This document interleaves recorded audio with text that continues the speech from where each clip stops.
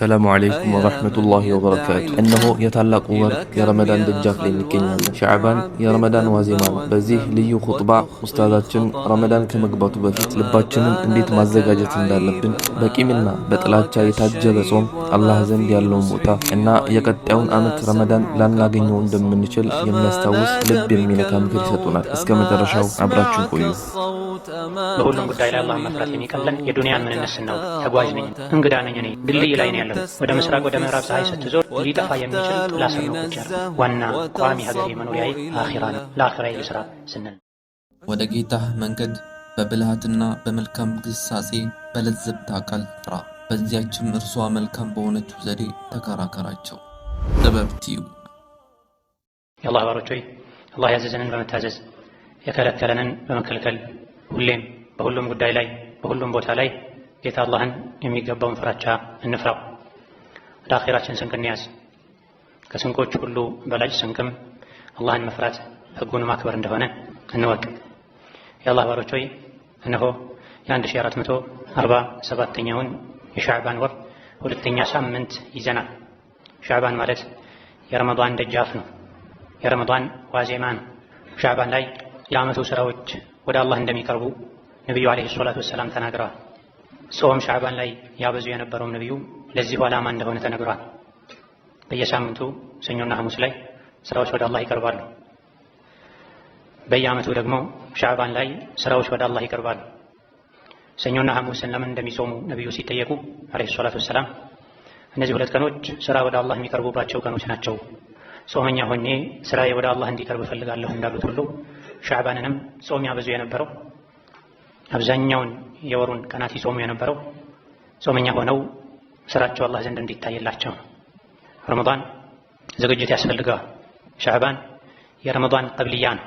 ፈርዶ ሶላት ከፊቱ ሱና ሶላት እንዳለ ሁሉ ከኋላውም ባዕድያ ሱና እንዳለ ሁሉ ረመዳንም ከፊት ሻዕባን ከኋላ ሸዋል ሱና ጾሞች ኢባዳዎች አሉት። ረጀብ ወር ማለት ንፋስ ነው። ሻዕባን ማለት ደመና ነው። ረመዳን ዝናብ ነው ይባል ነበር። ለዚህ የረመዳን የረሕመት የምህረት ዝናብ አስቀድመን ልባችን ልናዘጋጅ ይገባናል።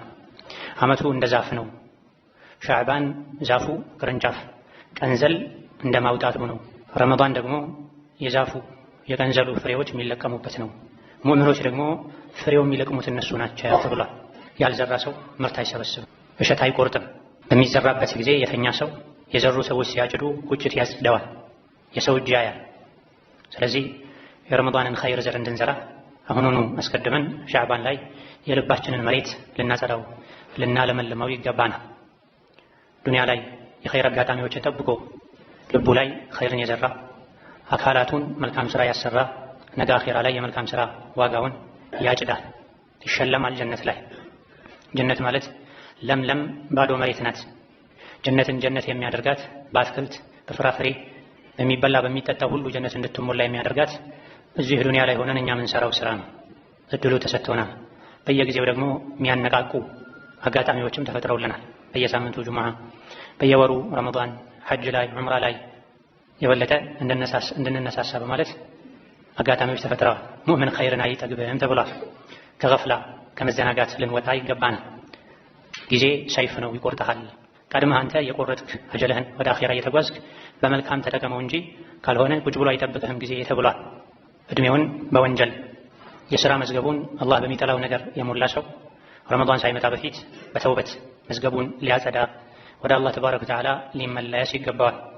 ለረመዳን ልብስ እንደምንገዛው ቤት እንደምናድሰው ከዚያ በፊት አስቀድመን ልባችንን ልናጸዳ ከአላህም ጋር ከሰው ልጆችም ጋር ያለንን ግንኙነት ልናስተካክል ይገባናል። ሻዕባን 15ኛው ሌሊት ላይ አላህ ተባረከ ወተዓላ የሰው ልጆችን በሙሉ ይቅር ይላል።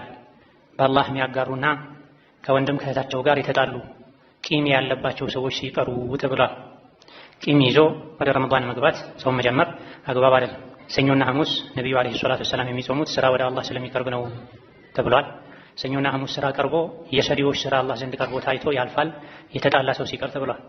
ረመዳንም ላይ ይሄው መሆኑ ሻዕባንም ላይ ይሄው መሆኑ ሰዎች መጾም፣ መስገድ፣ ሰደቃ መስጠት፣ ሐጅ ማድረግ ይቀላቸዋል። ነገር ግን ስሜታቸውን አሸንፈው የበደላቸውን ሰው ይቅር ማለት የተቆራረጠን ሰው ፈልጎ መቀጠል ትልልቅ ሰዎች እንጂ ማይችሉትም።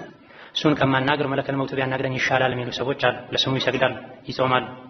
ረመዳን ሲመጣ ጀለቢያ፣ ኮፍያ፣ ጥምጣም ይጠቀማሉ። ነገር ግን ውስጣቸው በወንድም በእህታቸው ጥላቻ ተሞልቶ ጾምን ይቀበሉታልና ይህ መሆን የለበትም።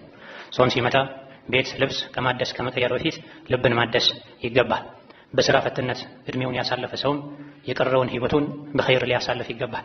አጀል ስውር ነው። የማናችንም አጀል መቼ እንደሚጠናቀቅ የዱንያ ቆይታ አብቅቷል፣ ዳይ ወደ አኺራ መቼ እንደምንባል ስለማናውቅ ሁሌም በኸይር ስራ ልንጠመድ ይገባናል። የረመዳን የኸይር ስራ እሽቅድድም ሜዳ ላይ ከመግባታችን በፊትም በተቀሩ በሻዕባን ቀናቶች ኸይርን ልንለማመድ ይገባናል።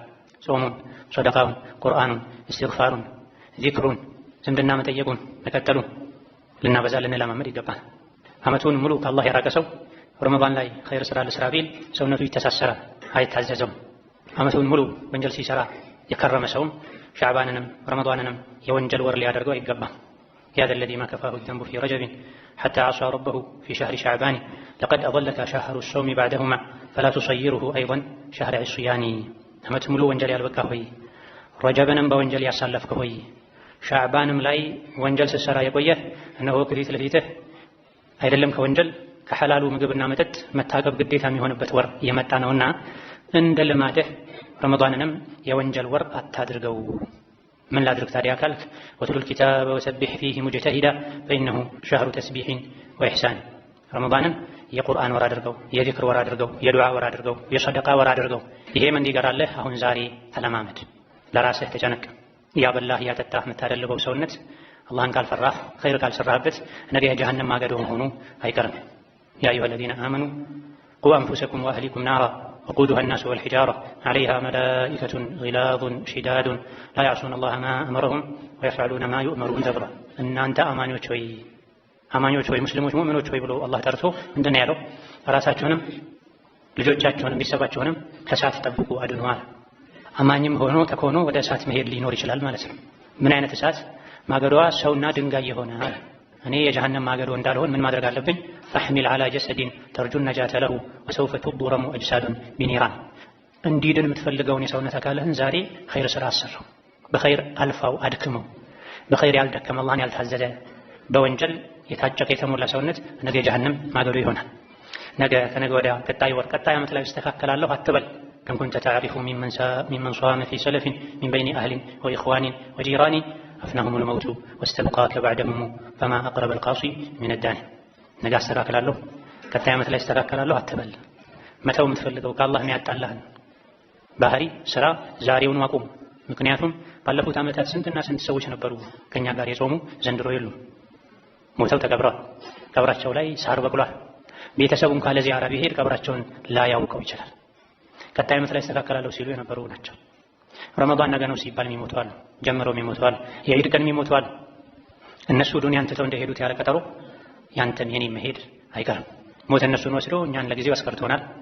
እነሱ በገቡበት የሞት በር መግባታችን አይቀርም። ጾም ኩኝ ብሎ ደግሞ ለዒድ ልብስ እያዘጋጀ የዒድ ልብሱ ከፈን የሚሆንለት ብዙ ሰው አለ። የዒድ ድግሱ የለቀስተኛ ምግብ የሚሆንበት ብዙ ሰው አለ። እቺ ዱንያ ጊዜያዊ መቆያ ናት። ተራ በተራ ከዱንያ እንወጣለን። ሀብታሙም፣ ድሃውም፣ መሪውም፣ ተመሪውም፣ ሕፃኑም፣ አዋቂውም በየተራው ከዱንያ አንድ ባንድ ይወጣል። ታዲያ ትተናት የምንሄደውን ዱንያን ያሳምረን ዓመቱን ሙሉ ቀኑን 24 ሰዓት ሙሉ ለዱንያ የተጨነቀን አኺራችን ቸላ ልንል አይገባል። ዱንያ ምንም ያክል ብናሳምራት ትፈርሳለች። ያንተ በውድ ዋጋ የገዛኸው ቤትህ የሆነ ሰው መቃብር ሊሆን ይችላል ከጊዜ በኋላ ባዶ ሆኖ፣ አንተም ሞተህ ልጆችህም ሞተው ዘር ማንዘርህ አልቆ ያንተ ውድ ዋጋ የገዛኸው ቤት የቀብር መንደር መኖሪያ ሊሆን ይችላል። አለኝ ብለን የምንኮራበት የምንተማመንበት ነገር በሙሉ ጠፊ ነው፣ የኛ አይደለም። ወሩሑ ሚንከ ወዲዐቱን ሙዲዕተሃ ሰተሩዱሃ ቢረግሚ ሚንከ ወቱስለቡ። ትልቁ አለኝ ብለን የምንኮራበት ነገር ሩሓችን ነፍሳችን ናት አይደል? ነፍሳችንም አንድ ቀን ትወሰዳለች። መለከል መውት እስከነ አጋዦቹ መጥቶ ይወስዳታል። እቅድ አለኝ፣ አላማ አለኝ፣ ልጅ ያጠባሁ ነው፣ አራስ ነኝ፣ ሙሽራ ነኝ፣ አዲስ ነው ያገባሁት ብትል መለከል መውት መስሚያ የለውም። አጀል ከደረሰ ይዞ ነው የሚሄደው። መቼ ነው ይሄ የሚሆነው አናውቅም። ቤት ቁጭ ብለህ ጣፋጭ ምግብህን የጎረስክ በትንታ ህይወትህ ሊያበቃ ይችላል። የምትኮራበት መኪናህን ያሽከረከርክ ህይወትህ ሊያልፍ ይችላል። በተኛህበት ላትነሳ ትችላለህ። የክብር የማዕረግ ልብስህን በእጅህ የለበስከውን ድንገት እዛው ህይወትህ አልቆ ሰዎች ሊያወልቁልህ ይችላል። እንደዚህ ነን እኛ። ሩሓችን ሁሉ ተነጥቃ ትወሰዳለች። ቀን ከሌሊት ሁሌ ምንለፋላት ምንጨነቅላት ምንሮጥላት ዱንያ ዳሩን ሐቂቀቱሃ መታዑን የዝሀቡ ሐቂቃ እውነቱ ዱንያ የተውሱ ዕቃ ናት። ትወሰዳለች፣ ትመጣለች፣ ትሄዳለች። ዱንያ ላይ ለፍተን ደክመን የሰበሰብነው ነገር በሙሉ ጣረሞት ላይ ስንደርስ ያስጠላናል። አይጠቅምም። የሚጠቅመው ኢማን ነው፣ መልካም ስራ ነው። ይሄን ጫኑልኝ፣ መልካም ስራ አብራችሁ ቅበሩ፣ ከኔ ጋር በመኪና ይቅበሩኝ፣ በአዲሱ ከገሌ ሀገር ባመጣሁት ምርጡ ጨርቅ ደፍኑኝ ምትል ምንም አያደርግም። አፈር ይበላዋል፣ ትል ይራመድበታል። የምትጨነቅለት ገላ ምሳስሽለት ሰውነትሽ ሰው ማለት ሰው በኢማኑ በመልካም ስራ ተበል ዳሪን ላ የዱሙ ነዒሙሃ ወመሺዱሃ አማ ቀሪቢን ይኽረቡ እጅጉኑ የምታስጠላ ምድር ናት ዱንያ ማለት። ዓመት 2 ዓመት 3 ዓመት ተጨንቀህ አሳምረህ የገነባኸው ቤት ነገ ይፈርሳል። ፈራሽ ናትና ዱንያ ራሱ ትተሃት ትሄዳለህ። ታዲያ ምንድን ነው የሚያወጣው? ወተዘወዱ ፈኢነ ኸይረ ዛዲ ተቅዋ። ስንቅ ያዙ። ስንቅ ማለት የሚያምር ቤት አይደለም፣ ትልልቅ ፍሪጅ ላይ የተቀመጠ ስፔዛ አይደለም። ስንቅ ማለት አላህን መፍራት። ለስንቅ የበለጠ የምንጨነቅበት አዋጭ ስንቅ የምንይዝበት ወር ረመዳን ነው። በረመዳን ቅድመ ዝግጅት ልናደርግ ውስጣችን ልናጠራ መልካም ገበያ ነው ብለን እያንዳንዷን ደቂቃ በአግባቡ ልንጠቀም ይገባናል። ያ አዩሀ ለዚነ አመኑ ኩቲበ ዐለይኩም ሲያሙ ከማ ኩቲበ ዐለ ለዚነ ሚን ቀብሊኩም ለዐለኩም ተተቁን ባረከላሁ ሊ ወለኩም ፊል ቁርአኒል ዐዚም ወነፈዐኒ ወኢያኩም ቢማ ፊሂ ሚነል አያቲ ወዚክሪል ሐኪም አቁሉ ቀውሊ ሃዛ ወአስተግፊሩላህ ሊ ወለኩም ወሊሳኢሪል ሙስሊሚን ፈስተግፊሩሁ። አልሐምዱሊላሂ ዐላ ኢሕሳኒሂ ወሽኩሩ ለሁ ዐላ ተፈዱሊሂ ወምቲናኒሂ وأشهد أن لا إله إلا الله وحده لا شريك له تعظيما لشأنه وأشهد أن محمدا عبده ورسوله الداعي إلى رضوانه صلى الله عليه وعلى آله وأصحابه وإخوانه وسلم تسليما كثيرا أما بعد يا الله برجوي صوم يتدنققبت وأنني علما يا الله فراتشا ممار ملمامد متكبر يا الله فراتشا ملمامد متكبر بقولهم قد إلى الله مفرات يميكلن የዱንያን ምንነት ስናውቅ ነው። ተጓዥ ነኝ እኔ፣ እንግዳ ነኝ እኔ፣ ድልድይ ላይ ነው ያለሁት። ወደ ምስራቅ ወደ ምዕራብ ፀሐይ ስትዞር ሊጠፋ የሚችል ጥላ ስር ነው ቁጭ ያልኩት። ዋና ቋሚ ሀገሬ መኖሪያዬ አኺራ ነው። ለአኺራዬ ልስራ ስንል ነው። ምንም ያክል በሰላም በተድላ በደስታ ብንኖር አንድ ቀን ያቺ ከዱንያ የምንወጣባት ቀን መምጣቱ አይቀርም። ጊዜው ይርዘምም ይጠር አንድ ቀን ሞት አይቀርም። ሞት ሲመጣ የወለድካቸው የበዙ የሰለጠኑ በሙያ የተካኑ የምትኮራባቸው ልጆች አይጠቅሙም። ሞት ሲመጣ ከውጭ ሀገር ያስመጣቸው ውድ ውድ ዕቃዎችህ አይጠቅሙም። ዘመናዊ ቤትህ አይጠቅምም። ወዳጅህ አይጠቅምም። የሚጠቅመው አላህ ብቻ ነው። የሚጠቅምህ ለአላህ ብለህ የሰራው ስራ ብቻ ነው። የውመ ላ የንፈዑ ማሉን ወላ በኑን ኢላ መን አተላህ ቢቀልቢን ሰሊም። ረመዳን ሌሎችም የኸይር አጋጣሚዎች የሚጠቅመኝን ስራ ከልጅ ከገንዘብ ከስልጣን የበለጠ ለኔ የሚያስፈልገኝን ስራ የምሰራበት ገበያ ነው ብለን በዚህ ልክ ልንጠቀመው ይገባል።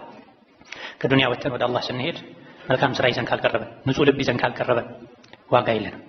ዱንያ ላይ ማንነቱ ማይታወቅ ሰውም ቢሆን የሰዎችን አይን ማይሞላ አላዋቂ ሰዎች ዘንድ የሚናቅ ሰውም ቢሆን ንጹህ ልብ ካለው መልካም ስራ ከሰራ ሐራምን ወንጀልን ከተከለከለ ከራቀ አላህ ዘንድ ትልቅ ሰው ሲሞት በደስታ ይወጣል ከዱንያ።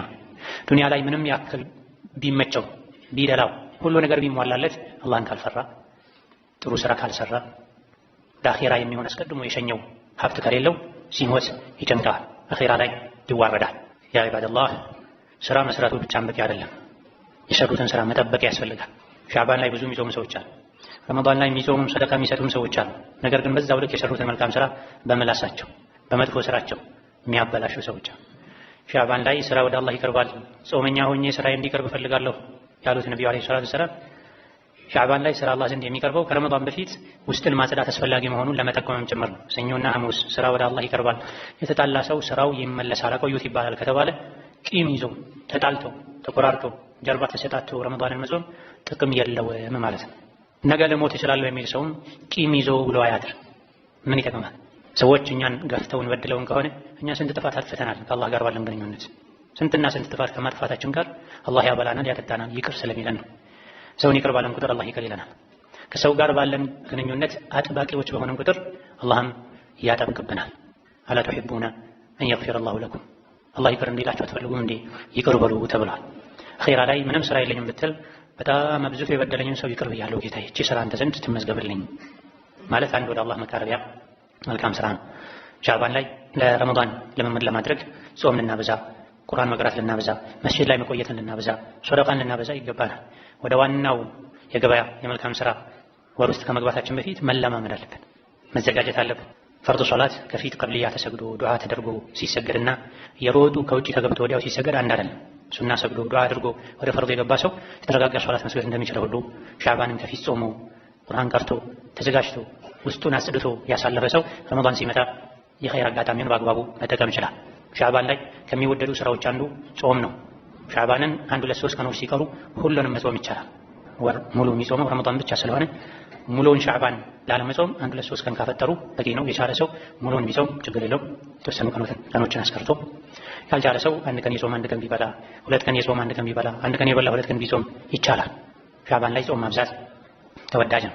ነገር ግን ረመዳን ነገ ነው ወይስ ነገ ወዲያ የሚባልበት የጥርጣሬ ቀን ላይ ጾም ሊሆን ይችላል ብሎ በጥርጣሬ መጾም ይከለከላል። ቀዷ ያለበት ሰው ሰኞና ሐሙስን ያስለመደ ሰው ቢጾም ችግር የለውም።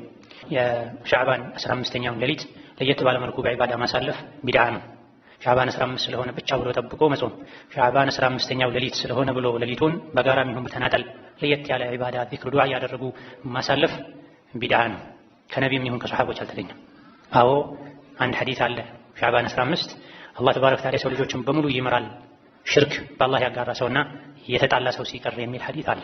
ይሄ ሐዲስ ሷሂህ ነው አይደለም ኺላፍ አለበት። ሷሂህ ነው እንኳ በሚለው ከሄድን ይህ ቀን የምህረት ቀን መሆኑ ብቻ ነው በሐዲሱ የተነገረው እንጂ ይሄን ምህረት ታገኙ ዘንድ ሻዕባን ቀኑን ጾሙት 15ኛውን ለየት አድርጋችሁ ሌላውን ሳትጾሙ ቆይታችሁ 15ን ብቻ ጾሙ የሚል መልእክት የለውም። የሻዕባን 15ኛውን ሌሊትም በዒባዳ አሳልፉ የሚል መልእክት የለውም። በዚህ ዙሪያ የሚነገሩ ሐዲሶች በሙሉ የሻዕባን 15ኛውን ሌሊት በዒባዳ ማሳለፍን በተመለከተ የሚነገሩ ሐዲሶች በሙሉ ውሸት ናቸው፣ ደካማ ናቸው። ከጊዜ በኋላ አንዳንድ ታቢዒዎች የሻዕባን 15ኛው ሌሊት ልዩ ትሩፋት እንዳለው ይናገሩ እንደነበረ ኢብኑ ረጀብ ገልጸዋል። ነገር ግን እነሱም ቢሆን ከነቢዩ ዓለይሂ ሰላቱ ወሰላም ማስረጃ አግኝተው ሳይሆን ከእስራኤልያት በሙሳ በዒሳ ዘመን ከነበሩ ሰዎች የሚነገርን አፈታሪክ እንደዚህ ይዘው ነው። ከዛ በኋላ እና ኢማሙ ማሊክ ሌሎችም የመካ የመዲና ታቢዒዎችም ጭምር አውግዘዋል። ኢማሙ ማሊክ ይሄ ቢድዓ ነው ብለዋል። ሻዕባን 15ን ለየት አድርጎ በዒባዳ ማሳለፍ ቢድዓ ነው ብለዋል። ቢድዓ ጋር ሳንሄድ የተለያዩ ኸይር ስራዎች አሉ። የተፈቀደ ሱና አለ። ሻዕባን አብዛኛውን መጾም፣ ለተቸገሩ ሰዎች ለረመዳን አስቤዛ እንዲያዘጋጁ ቀደም ብሎ ሶደቃ መስጠት፣ ተውበት ማድረግ፣ የተጣሉትን ሰው መታረቅ መቆየቱ ተገቢ ካለመሆን ጋር እስከ ረመዳን ብዙ አላህ የሚወዳቸው ሐላል የተፈቀዱ ሱና ስራዎች አሉ። በዛ ልንዘጋጅ ይገባናል። ثم صلوا وسلموا على البشير النذير والسراج المنير فقد أمركم ذلك ربكم قائلا إن الله وملائكته يصلون على النبي يا أيها الذين آمنوا صلوا عليه وسلموا تسليما اللهم صل وسلم وبارك على عبدك ورسولك نبينا محمد وعلى آله وأصحابه وأتباعه وسلم تسليما كثيرا اللهم أعز الإسلام والمسلمين وأذل الشرك والمشركين ودمر أعداءك أعداء الدين اللهم اجعل هذا البلد آمنا مطمئنا سخاء رخاء وسائر بلاد المسلمين اللهم آمنا في دورنا وأوطاننا ولا تسلط علينا بذنوبنا من لا يخافك فينا ولا يرحمنا اللهم بلغنا رمضان اللهم بلغنا رمضان وأعنا فيه على الصيام والقيام اللهم بلغنا رمضان وأعنا فيه على الصيام والقيام ربنا آتنا في الدنيا حسنة وفي الآخرة حسنة وقنا عذاب النار آمين الحمد لله رب العالمين.